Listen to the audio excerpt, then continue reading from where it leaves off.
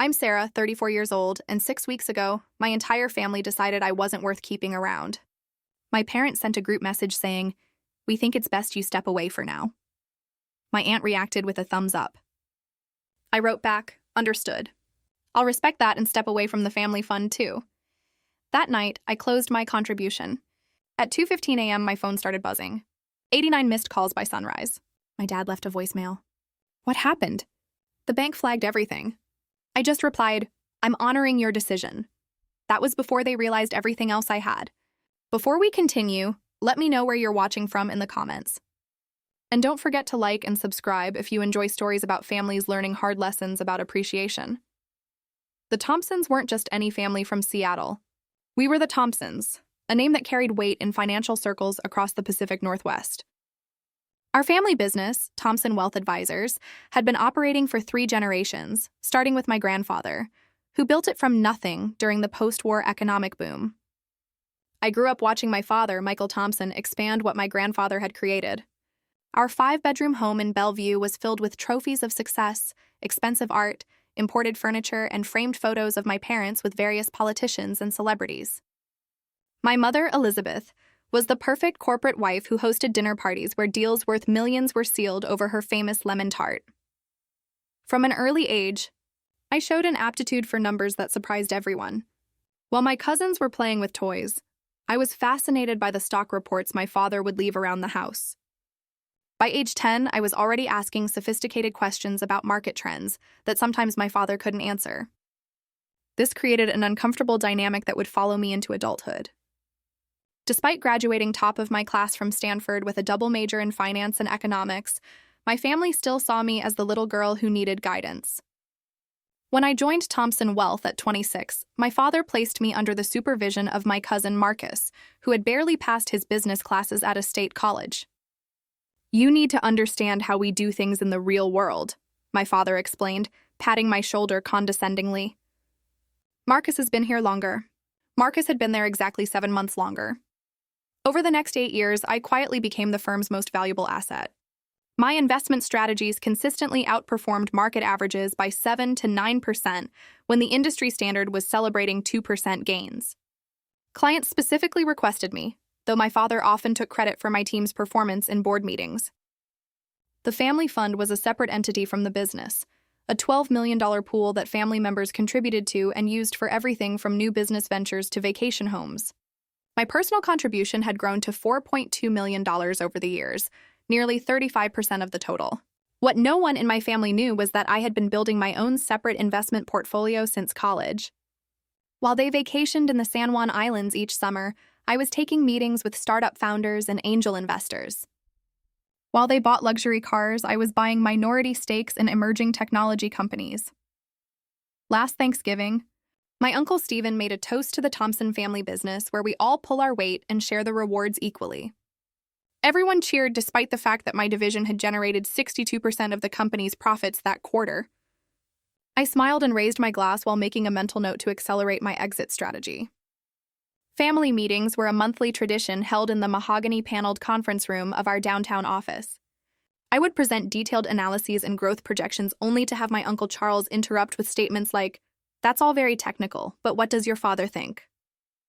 My mother would often pull me aside afterward with well-meaning but infantilizing advice. "Honey, men don't like women who sound too smart. You need to let your father and uncles feel important." My Aunt Rebecca, my father's sister, and the person who had given the thumbs up to my exclusion, had never worked a day in the business, but sat on the board and received the same profit share as those of us working 60-hour weeks. She had a talent for taking credit for others' ideas, especially mine. "Remember when Sarah mentioned international markets? I've been thinking we should expand into Asia," she once announced at a meeting 3 weeks after I had presented a detailed Asian expansion plan that had been tabled for further consideration. My cousin Jennifer was the only family member who seemed to recognize what was happening. Over lunch one day, she confided, "They do the same thing to me, but worse because I don't have your financial skills to make them money. They just want me to marry someone useful to the business. Despite all this, I remained loyal. I believed that eventually my contributions would be recognized and respected. I continued pouring my talents into growing the family wealth while quietly building my own safety net. By my 34th birthday, My personal investments had quietly grown to $17 million, a fact I kept completely to myself. I bought a beautiful townhouse in Capitol Hill under an LLC rather than my name and renovated the home office with state-of-the-art technology. I hired a small loyal team who worked directly for me, separate from the family business, all under strict NDAs. I secured patents for several financial algorithms I developed during weekend hobby time. I never flaunted my success. I drove a modest car, lived well below my means, and continued showing up at Thompson Wealth every day to make money for people who didn't appreciate me. Some might call it strategic patience. Others might call it conflict avoidance. Either way, it was about to change. The quarterly planning meeting 6 weeks ago started like any other. The entire extended family gathered in our conference room with my father at the head of the table. I had prepared a comprehensive presentation on a new investment strategy that could potentially increase our high net worth clients' returns by 12%. As I distributed my carefully prepared reports, my cousin Marcus walked in 15 minutes late, carrying nothing but a coffee cup and his phone. "Sorry I'm late," he announced, not sounding sorry at all. "I was just wrapping up a call with the Peterson account." The Peterson account was actually my client, but I had asked Marcus to sit in on one preliminary call while I finished work on these quarterly projections. My father beamed. "No problem, son. Client relationships always come first. Why don't you tell us how that's going before Sarah starts with all her numbers?" Just like that, the first 20 minutes of the meeting were devoted to Marcus taking credit for my 6 months of work with the Petersons. I sat quietly watching family members nod approvingly as Marcus misrepresented key aspects of the strategy I had developed. When it was finally my turn to present, I had barely gotten through my second slide when Uncle Charles cleared his throat. "This all seems unnecessarily complicated," he said, not bothering to hide his dismissive tone. "Our clients trust the Thompson name because we keep things simple and reliable." My Aunt Rebecca nodded vigorously. "Exactly. All these algorithms and technical strategies just confuse people." I took a deep breath. "Actually, our client surveys indicate they're specifically coming to us for more sophisticated approaches. The market has changed, and if we don't adapt, we'll start losing accounts to firms that are embracing these new methodologies." My father tapped his pen on the table, a signal I'd learned meant he was getting impatient. "Sarah, theory is one thing, but we deal in practical realities here." "This isn't theory," I replied, trying to keep my voice even. "I've already implemented this approach with the Morgan portfolio as a test case. They've seen a 14% return in just 1 quarter." There was a moment of surprised silence before my father responded. "You implemented this without authorization. That's not how we do things here." I felt heat rising in my cheeks. "I discussed it with you last month. You said to do whatever I thought best with the Morgan account since it was underperforming." "I certainly didn't authorize a complete strategy overhaul," he replied, though we both knew he had barely listened during that conversation, distracted by a golf tournament on the office television. Marcus jumped in. "I have a simpler approach we could consider." He had nothing prepared, no slides, no data, not even a notepad. Yet for the next 30 minutes, the family listened attentively as he essentially repackaged ideas I had presented last year with key components missing that would actually make them work. "Now, that's the kind of straightforward thinking clients expect from the Thompson name," my father said proudly when Marcus finished. "Let's develop Marcus's approach for next quarter." After the meeting, I tried to speak with my father privately in his office. "Dad, I'm concerned about the direction we're taking. The strategy Marcus proposed has significant gaps that could expose clients to unnecessary risk." My father was checking sports scores on his phone. "Sarah, you're too caught up in the details. This business was built on relationships and instinct, not just numbers and charts. But the numbers and charts are what keep us compliant with regulations and actually growing client wealth," I pointed out. He finally looked up. "You know what your problem is? You've never trusted the family way of doing things. Always thinking your fancy degree makes you smarter than everyone else." I was stunned. "That's not true.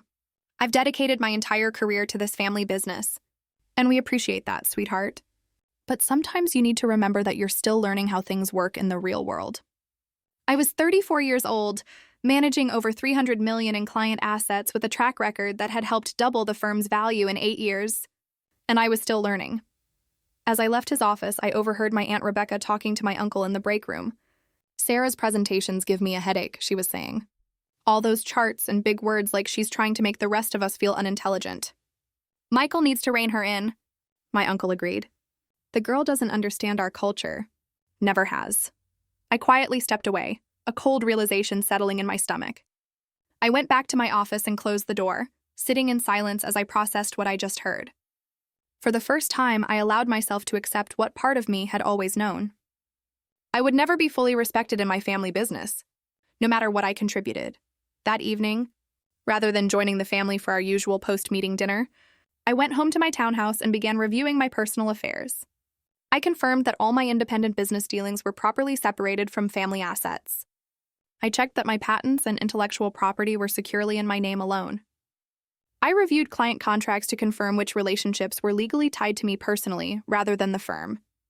I wasn't planning anything specific yet, but something had shifted and I knew I needed to be prepared. The next week brought more subtle slights and dismissals.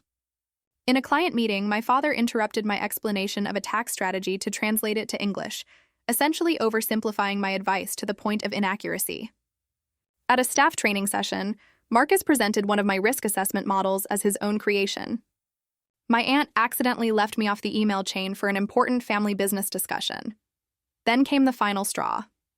I arrived early at the office on Tuesday to prepare for a meeting with our largest client, only to find the meeting had been moved up and was already in progress. Through the glass walls of the conference room, I could see my father, Marcus, and 2 other family members sitting with clients I had worked with for years. I stood frozen in the hallway watching as they showed the clients' presentation slides I had created. As the clients nodded approvingly, my father and Marcus exchanged congratulatory glances. Later that day, I discovered they had also scheduled a strategic planning retreat for the following weekend at my uncle's lake house. Everyone in the family leadership team was invited except me. That night, I sat in my home office until late, staring at my computer screen, but not really seeing it. Years of memories cycled through my mind, all the times my ideas had been dismissed only to be celebrated when presented by someone else. All the extra hours I'd worked to prove my worth. All the growth I'd created for a family that would never see me as an equal. Enough, I whispered to the empty room. Whatever happened next, I knew I was done being undervalued and overlooked. 3 days later, on Friday afternoon, my phone buzzed with a notification from our family WhatsApp group. My father had created this group 2 years ago as a more efficient way to communicate about business matters, though it had mostly become a place for sharing golf scores and vacation photos. The message from my father read, "After considerable discussion among the senior family members, we think it would be best if Sarah steps away from client management for now. We appreciate her background work, but recent feedback suggests clients respond better to our traditional approach. This isn't permanent, just a chance to realign with the Thompson way of doing things." I stared at the screen watching as responses started coming in. My Uncle Charles, completely agree. Smart move. Aunt Rebecca endorsed. Cousin Marcus, happy to take over her accounts in the transition. My mother, we only want what's best for everyone. 2 other cousins added their own affirmative responses. No one objected. No one even asked what client feedback they were referring to, which was telling since I managed our client satisfaction surveys and knew our numbers were excellent. I felt an odd sense of calm as I watched this unfold. After years of trying to prove my worth, after all the revenue I had generated, after all the growth I had created for them, this was what it came down to. A group text removing me from my role without even the courtesy of a private conversation first.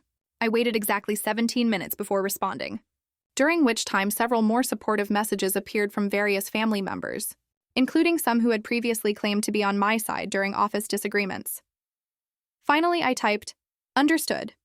I'll respect that decision and step away from the family fund too.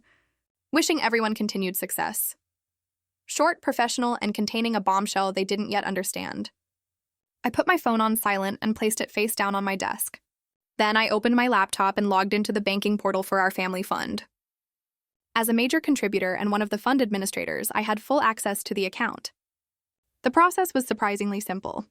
A few clicks to initiate the withdrawal of my entire contribution, $4.2 million, plus the accurate portion of growth attributable to my investments within the fund, which added another $1.7 million. The system asked if I was sure. I was. I then sent a formal email to our family attorney documenting my withdrawal from the fund, citing the section of our family agreement that allowed major contributors to exit with proper notice. I blind copied myself on a separate email account for records. The family fund had always operated with a liquidity requirement, keeping at least 50% of assets in easily accessible accounts to allow for quick deployment when opportunities arose. This meant that my withdrawal wouldn't bounce due to insufficient liquid assets, but it would immediately and dramatically alter the fund structure and capacity. Our banking alerts were set to notify all administrators of any transaction over $50,000, was counting on the fact that most family members enjoying their Friday evening wouldn't check those notifications until much later. With that done, I sent another email to my private team informing them of upcoming changes and setting a meeting for Monday morning.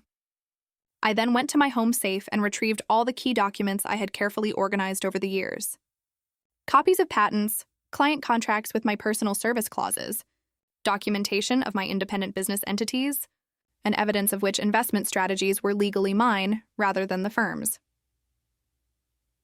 I made myself a cup of tea and sat in my living room looking out at the Seattle skyline as dusk settled over the city. Part of me felt a twinge of sadness at the bridge I was burning. These were, after all, the people I had grown up with, worked alongside, and tried to please for my entire life. But a stronger part of me felt something else. Liberation. The constant need to prove myself, to swallow slights, to watch less qualified people take credit for my work. It was over. Whatever happened next, I would no longer be the overlooked daughter, trying to earn a seat at a table that had been designed to exclude me. My phone started buzzing around 7:30 p.m. I glanced at it once to see several WhatsApp notifications and texts from various family members, but I didn't read them. Instead, I turned on a movie I'd been wanting to watch, ordered my favorite takeout, and gave myself permission to enjoy my Friday evening.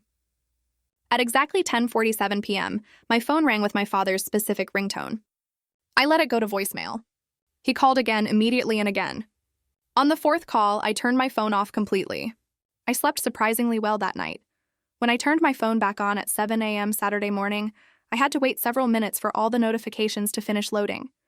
64 missed calls, 127 text messages, 43 WhatsApp messages, 17 voicemails. I made myself coffee before listening to any of them. The first voicemail from 10:48 p.m. Sarah, it's Dad. Call me immediately about this fund transfer. There must be some mistake. The second from 11:10 p.m. Sarah, this is completely unacceptable. Whatever point you're trying to make, this isn't the way. Call me back now. The messages grew increasingly urgent through the night. By the 2:15 a.m. voicemail, my father's voice had lost its anger and held naked panic. What happened? The bank has flagged everything. The fund is completely frozen due to suspicious activity. You need to call me back right now. The most recent one from 6:30 a.m. was different. My father's voice was quieter with a tone I'd rarely heard from him. Uncertainty. Sarah, I don't understand what's happening. Whatever we did to upset you, this seems extreme. The entire family fund is locked down. The bank needs your verification to unfreeze the accounts since you initiated the transaction. Please call me back, please. I finished my coffee, took a shower, and dressed in my favorite outfit, a well-tailored navy suit that had always given me confidence. Only then did I send a single text message to my father. I'm honoring your decision. You asked me to step away, and I have. I've withdrawn my personal contribution as allowed under Section 7.3 of the Family Fund Agreement. The bank freeze is standard procedure for large transactions and will resolve once they complete their verification process. I've already submitted my documentation to them. Within seconds, my phone rang. I declined the call. Then I sent one more text. I'll be available to discuss this on Monday at 9 a.m. at my home office. The address has been emailed to you. Then I turned off notifications and prepared to enjoy my weekend, knowing that across town, my family was just beginning to realize what I had done, and that it was only the start. What I didn't tell my family was that I had a friend at the bank. Not in any improper way. Nothing that would violate banking regulations. But Rachel and I had gone to college together, and she now worked as a senior manager at the institution handling our family fund. She couldn't share specific information, but she did call me Saturday afternoon. Your family is creating quite a scene, she said, a hint of amusement in her voice. Your father has been on the phone with 3 different departments. Your uncle showed up in person and demanded to speak with the president of the bank. I'm sorry about that, I replied. Don't be, Rachel said. From what I can tell, everything you did was completely by the book. The freeze is just standard protocol when a significant percentage of a large fund is withdrawn suddenly. It's a protection measure. I know, I said. And I've already submitted all the documentation showing I'm entitled to those funds, which is why it should be resolved by Monday, she confirmed. though I doubt that will calm them down in the meantime. She wasn't wrong. Through various notifications that kept appearing despite my efforts to mute them, I caught glimpses of the family meltdown. My phone would light up with preview snippets. Uncle Charles, this is sabotage. She can't just... Aunt Rebecca, I always said she was too emotional too. Cousin Marcus, what about the Wilson deal we were counting on? My mother, Sarah, honey, please just talk to us. We can fix. By Saturday evening, the tone of the messages had begun to shift from outrage to desperation. The family had apparently begun to understand the full implications of my withdrawal. The Wilson deal Marcus mentioned was a $20 million commercial real estate project the family had been planning to invest in. The fund would have provided the down payment with financing covering the rest. Without my portion, they were now significantly short of the required cash, and the bank freeze meant they couldn't access even the remaining funds in time to save the deal. 6 months of work and a potential $3 million profit were evaporating. My cousin Jennifer was the only one who sent a different kind of message. Good for you. They never appreciated what you brought to the table. Want to get coffee next week? I actually smiled at that one and sent back a simple yes. Saturday night brought a new wave of calls and messages. This time it wasn't just family members. Clients had apparently begun to hear rumors and were concerned about their accounts. My father had given out my personal cell number suggesting people contact me directly about the temporary technical issue with some accounts. This crossed a line, involving outside clients in a family dispute. I spent 2 hours sending carefully worded reassurances to clients clarifying that their individual investment accounts were completely separate from the family fund and entirely unaffected. I also noted that I would be happy to discuss their portfolios directly on Monday if they had any concerns. I was careful not to disparage the family business or give any indication of the internal conflict. These were relationships I had built over years, and regardless of what was happening with my family, I maintained my professional ethics. Around midnight, our family attorney, David, called. Unlike the others, he was calm and measured. Sarah, I've reviewed your withdrawal documentation and everything appears to be in order legally. However, the timing and manner of this action have created significant challenges for the family operations. I understand that, I replied. But as you've confirmed, I've acted within my rights. He paused. Your father has asked me to propose an immediate restoration of the funds with a renegotiated leadership role for you within the company. I appreciate the offer, I said, but I'm not making any decisions right now. I'm happy to discuss options on Monday morning. Another pause. He's also mentioned the possibility of legal action regarding intellectual property and client relationships. Now it was my turn to pause. This was a weak threat, and David knew it. All of my patents and proprietary strategies are registered in my name personally, not the company's. As for client relationships, I'm sure you've reviewed the contracts and noticed the personal service clauses in many of them. But again, I'm happy to discuss all of this on Monday. He sighed. I'll relay your position. For what it's worth, I've advised against any legal posturing. It wouldn't serve anyone's interests. I agree, I said. Good night, David. By Sunday morning, the family strategy had shifted again. Now came the emotional appeals. My mother left a tearful voicemail about family loyalty and how my grandfather would be disappointed. My Aunt Rebecca, who had given the thumbs up to push me out, now sent a long message about how she had always admired my business acumen and felt we needed to support each other as women in finance. Uncle Charles tried a different approach, sending a gruff text suggesting I was overreacting to standard business restructuring and needed to get over my hurt feelings for the good of the family. I prepared for Monday's meeting, meticulously organizing all my documentation and planning my talking points. I wasn't interested in revenge or drama.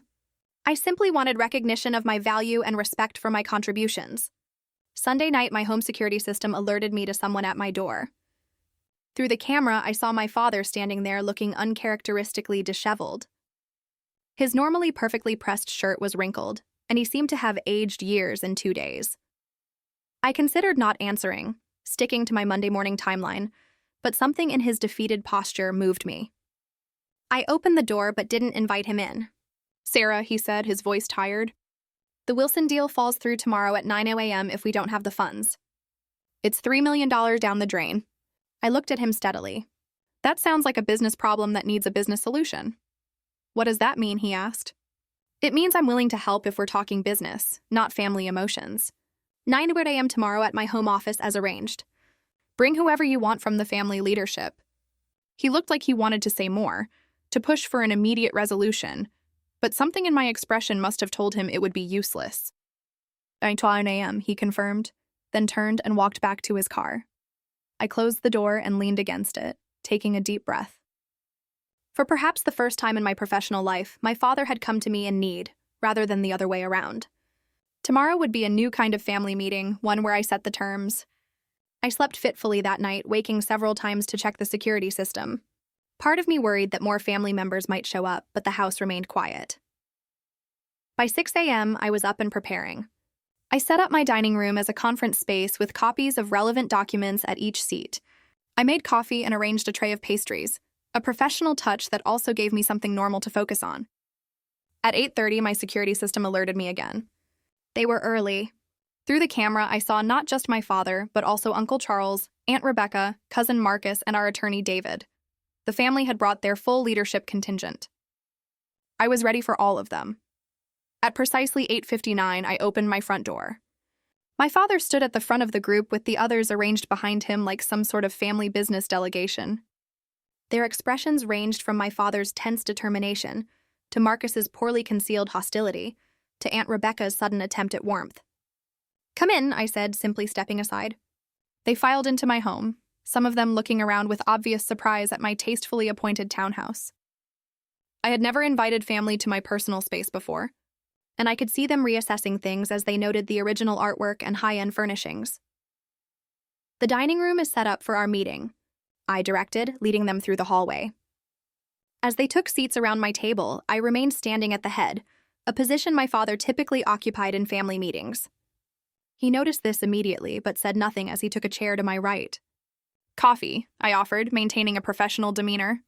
A few mumbled acceptances, and I calmly poured cups before taking my place at the head of the table.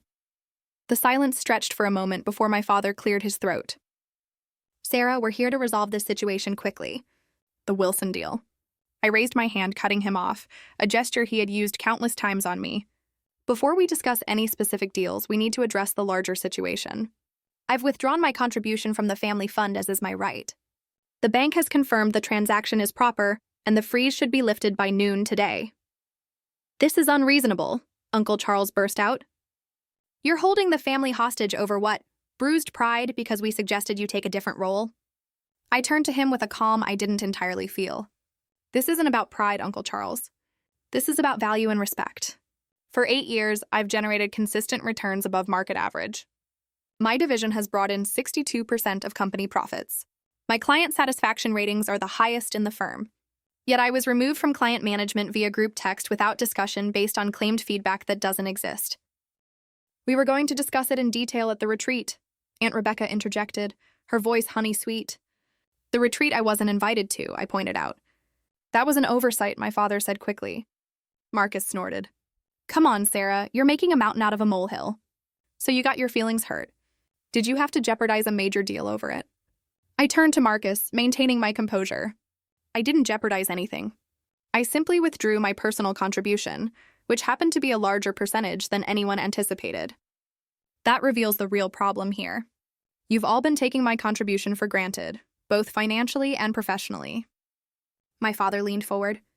"Whatever mistakes we've made, and I admit there may have been some, this response is disproportionate.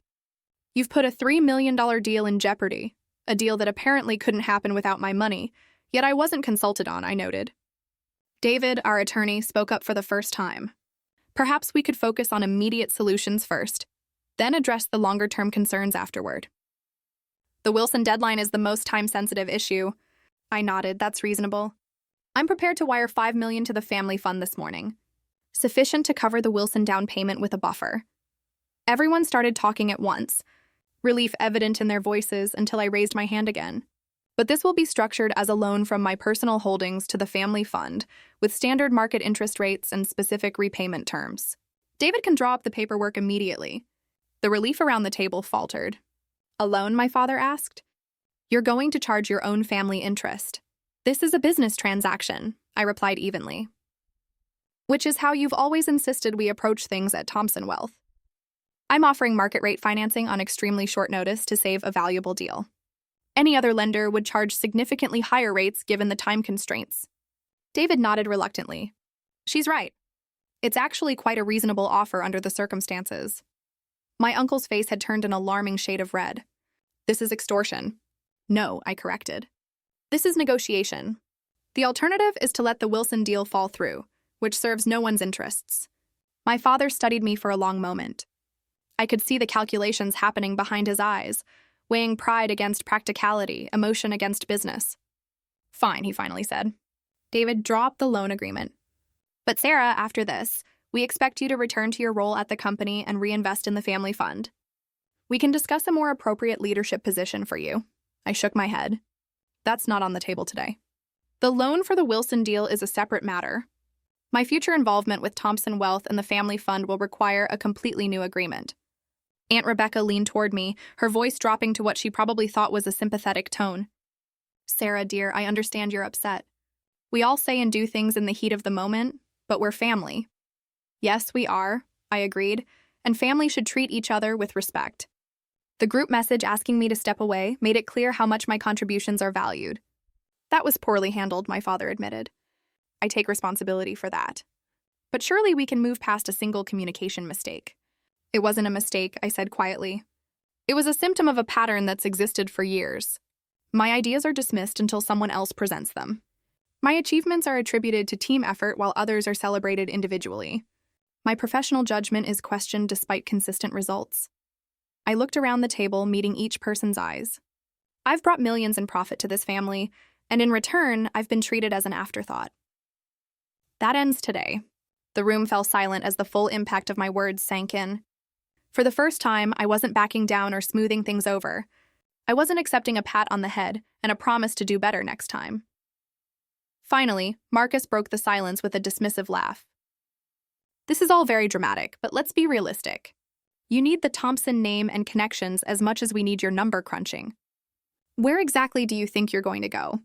That was the opening I had been waiting for. I smiled at Marcus's question. That brings us to the next item on our agenda. I pressed a button on a small remote, and the large television on the dining room wall lit up with a presentation.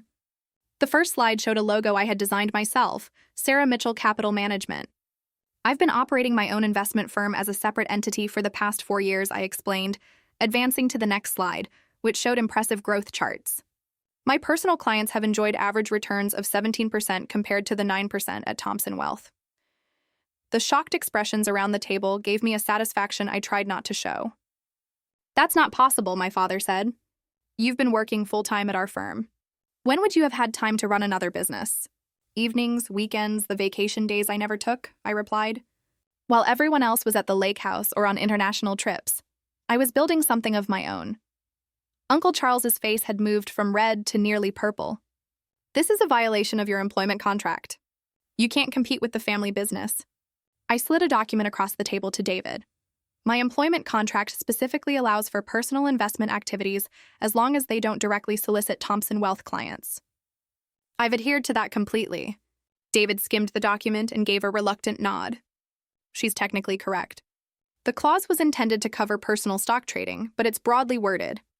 I advanced to the next slide showing a list of patents. I also hold 7 patents for financial algorithms and trading systems, all registered to me personally, not Thompson Wealth. Those were developed while you worked for us, my father argued, though uncertainty had crept into his voice. They were developed on my own time using my own resources, I corrected. I've maintained meticulous documentation to establish that. The patents are legally mine. The next slide showed a client list, a modest but impressive collection of names, none of whom were current Thompson Wealth clients. I've built relationships with 27 high-net-worth clients completely separate from our family business, I continued. Their combined assets under my management total just over $400 million. Marcus let out a low whistle despite himself. Furthermore, I said, moving to another slide, 17 current Thompson Wealth clients have personal service agreements with me specifically. I handed copies of these contracts to David. These agreements include clauses stating that if I leave the firm, they have the option to transfer their accounts to follow me. David reviewed the documents with growing concern. These are standard personal service provisions. Many high-end clients insist on them to ensure continuity with their preferred advisor. My father looked stricken. How many of our clients have these agreements? Clients representing approximately $230 million in assets, I replied evenly. The room fell silent again as everyone processed the implications. Not only had I built a successful separate business, but I could potentially take a significant portion of Thompson Wealth's client base with me if I left. When did you plan all this? My aunt asked, her false warmth completely gone now. I didn't plan it as a strategy against the family, I said honestly. I started building my separate business because I realized years ago that no matter what I contributed, I would never be fully respected at Thompson Wealth. It was self-preservation, not sabotage. I advanced to one final slide showing a comparison between Thompson Wealth's performance and my own firm's results over the past 4 years. The difference was stark. I'm not sharing this to hurt anyone, I said, softening my tone slightly. I'm sharing it to demonstrate that I've earned the right to be taken seriously. I'm not asking for special treatment. I'm asking for the recognition my results deserve. My father stared at the screen, then back at me. For the first time in my professional life, I saw something new in his eyes, respect tinged with regret. What do you want, Sarah? He asked quietly. First, we complete the loan agreement for the Wilson deal to address the immediate need, I replied. Second, I take a 1-month leave of absence from Thompson Wealth to give everyone time to consider next steps. Third, we reconvene in 30 days to discuss either my return under new terms or my formal departure and the transition of my clients. I looked around the table. Those are my non-negotiable terms. David spoke up. From a legal perspective, these are reasonable requests given the circumstances. I would advise accepting them. Uncle Charles looked like he wanted to argue further, but my father raised a hand to silence him, a gesture I had seen countless times in family meetings, but never directed at one of the senior members. We accept your terms, my father said. David will draw up the loan agreement immediately, and will formalize your leave of absence today. Marcus started to protest, but my father cut him off. Enough, Marcus. The situation has changed, and we need to adapt. As David began drafting the loan document on his laptop, an uncomfortable silence fell over the room. I could see various family members processing the new reality, a reality where I held significant power they hadn't known existed. Aunt Rebecca, ever the political weather vane, was the first to adjust her approach. Sarah, I've always said you were the most talented financial mind in the family. I look forward to seeing what role you might take when you return. The insincerity was almost comical, but I simply nodded politely. Within an hour, the loan agreement was finalized. I signed the document, and the transfer was initiated immediately. The Wilson deal would proceed, saving the family from an embarrassing and costly failure. As everyone prepared to leave, my father lingered behind. When we were alone, he looked around my home with new eyes, taking in the success I had built independently. I underestimated you, he said finally. I've been doing it your entire life, haven't I? I didn't answer directly. The family meeting in 30 days will be an opportunity for a fresh start, one way or another. He nodded, looking suddenly older and very tired. For what it's worth, I'm proud of you, even if I haven't shown it. Thank you, I said, and meant it. But I needed that recognition years ago, not after I forced your hand. He nodded again, accepting the truth of my words, then turned to leave. At the door, he paused. Your grandfather would have been impressed. He valued results and determination above everything else. After everyone left, I sat alone in my dining room, looking at the remnants of the meeting. Coffee cups, scattered papers, the lingering tension in the air. For years, I had imagined a confrontation where I finally stood up for myself. But the reality had been both more clinical and more emotional than I had anticipated. I wasn't naive enough to think one meeting had solved everything. The next 30 days would be a critical period of adjustment for everyone, myself included. But for the first time in my professional life, I had negotiated from a position of strength rather than hoping for recognition that never came. Whatever happened next, the dynamics had been permanently altered. I had finally claimed my own value, and no one, not even my father, could dismiss it any longer. The 30 days of my leave passed more quickly than I expected. I focused on my independent business, working with my small team to prepare for any outcome of the upcoming family meeting. If we needed to absorb transferred clients from Thompson Wealth, we had systems in place. If we were to create some new hybrid arrangement with the family business, we had proposals ready. I also took time for myself, hiking in the Cascades on weekends, having dinners with non-family friends, and even dating a bit. something I had neglected while building my parallel career. There was a lightness to my days that had been missing for years. The weight of constantly seeking approval lifted from my shoulders. My cousin Jennifer and I met for coffee several times. Away from the family dynamics, she shared her own frustrations and aspirations. She had an architectural degree she'd never been allowed to use, as the family had pushed her into the marketing department at Thomson Wealth. "Watching you stand up to them gave me courage," she told me during one of our conversations. "I've started interviewing with design firms. I haven't told anyone else yet. They'll try to talk you out of it," I warned. She smiled. "I know, but I've seen what's possible now." I received occasional updates from David about the family business. The loan had saved the Wilson deal, which was proceeding smoothly. My father had implemented some of my proposed strategies with positive early results. Several family members had been making overtures through David, testing the waters for the upcoming meeting. When the day finally arrived, I chose a neutral location, a private room at an upscale Seattle restaurant rather than either my home or the family offices. I arrived early to ensure the setup was as I wanted, a round table rather than a rectangular one, eliminating the head position my father traditionally occupied. They arrived as a group again, but the energy was different. Gone was the confrontational stance from our last meeting. My father led with a subdued confidence. Uncle Charles seemed resigned rather than angry, and Aunt Rebecca had abandoned her false warmth for careful neutrality. Marcus looked uncomfortable but controlled, and David maintained his professional demeanor. Two new additions surprised me: my mother, who rarely attended business meetings, and my cousin Jennifer. After everyone was seated and pleasantries exchanged, my father opened the discussion. "Sarah, over the past month, we've had time to consider the situation carefully. The family and the business have benefited from your contributions in ways we failed to fully recognize. We would like to propose a new arrangement that we believe acknowledges your value while preserving the family legacy we all care about." He nodded to David, who distributed folders to everyone at the table. "We're proposing a restructuring of Thomson Wealth," my father continued. "The creation of a new division, Thomson Capital Management, with you as president and chief executive. This division would have autonomy over investment strategies and client relationships with its own profit sharing.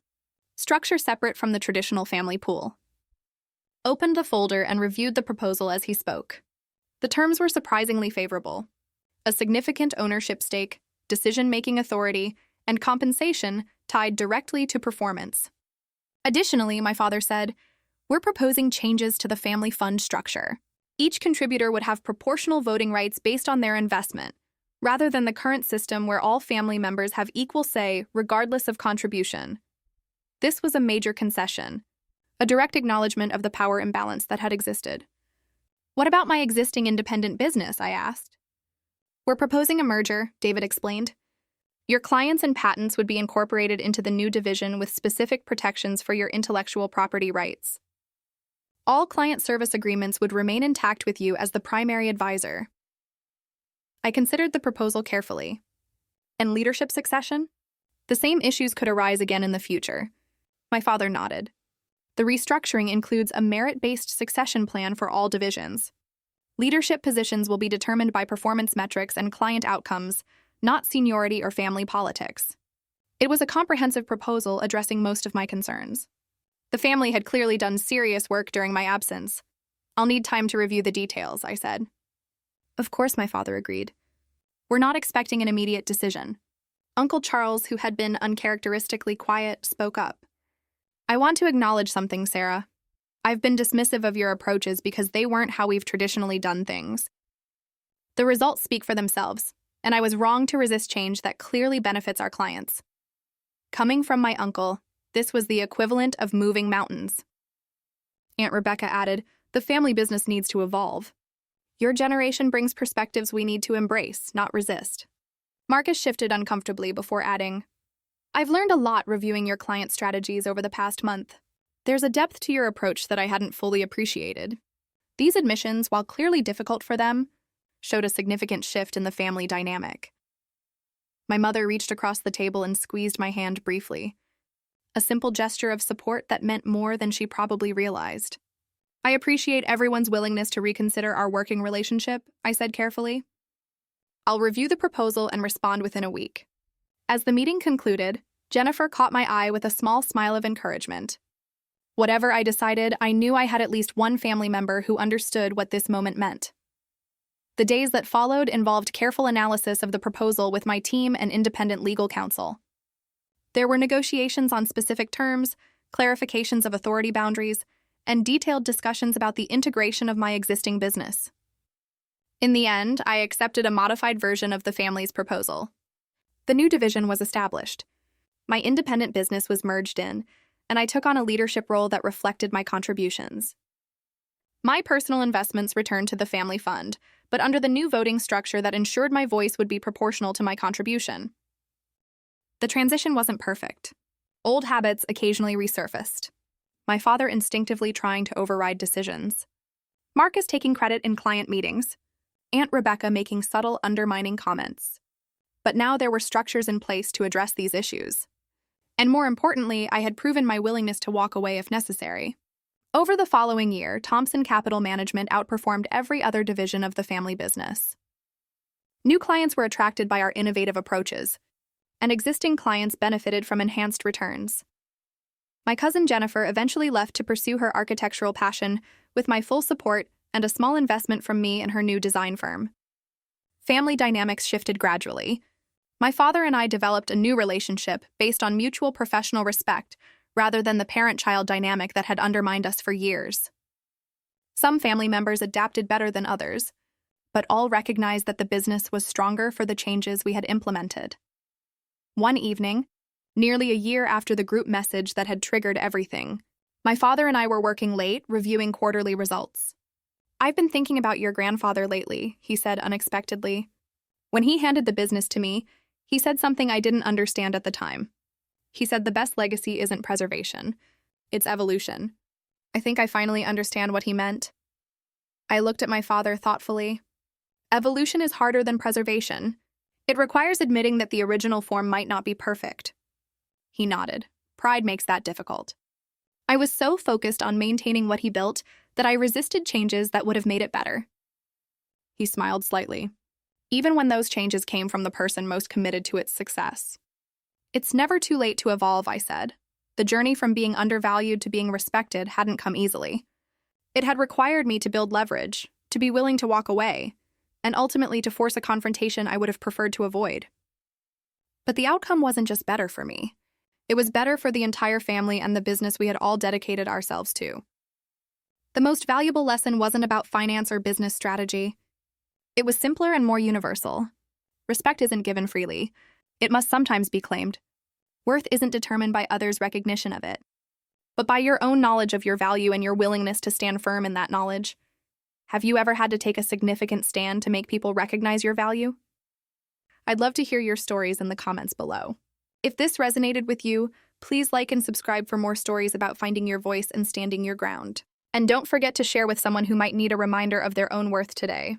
Thank you for listening, and remember that sometimes the most powerful thing you can do is simply honor your own value even when others don't yet see it.